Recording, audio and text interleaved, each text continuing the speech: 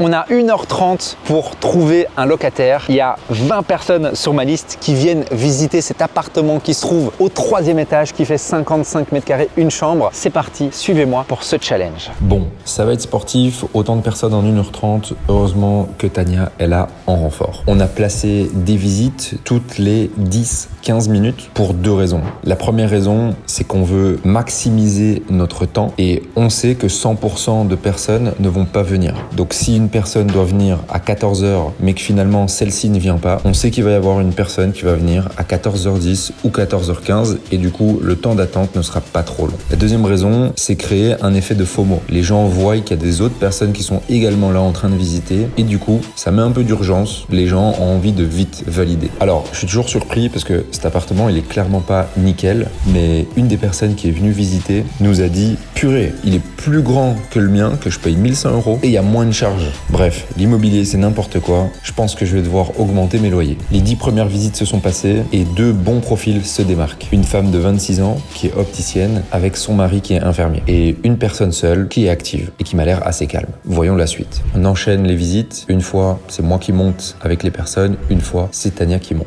On prend des petites notes sur notre fichier qu'a bien préparé notre gestionnaire. Ça, je vous le conseille à fond, c'est d'avoir un système qui vous permet de filtrer toutes les demandes à l'avance et dans votre visite d'avoir un fichier avec toutes les informations des personnes et continuer de mettre des annotations. Les dernières visites se réalisent et encore un autre bon profil est venu visiter. On a rapidement débriefé et le couple opticien-infirmier nous parle pas mal. Donc on a demandé à notre gestionnaire de rapidement la valider. Quand je dis rapidement, c'est aujourd'hui même. En soi, trouver un bon locataire rapidement et de manière efficace sans avoir de chômage locatif, c'est surtout être bien préparé, bien filtrer les personnes qui vont venir, s'assurer et faire de sorte qu'elles vont venir et ensuite poser les bonnes questions, ressentir l'énergie de l'autre, pouvoir prendre la décision. Ça faisait un moment que je m'étais pas intéressé à faire nos visites immobilières et franchement, j'ai pris beaucoup de plaisir et je vais complètement, maintenant que je suis revenu en Belgique, refaire beaucoup plus de nos visites et être beaucoup plus près de nos futurs locataires que ce que j'étais avant. J'espère que tu as apprécié cette vidéo. Si tu galères à trouver des locataires, tu peux commenter script en dessous de cette publication et je t'enverrai les messages de filtrage que nous réalisons pour uniquement faire venir les meilleurs profils à nos visites. Je te dis à bientôt.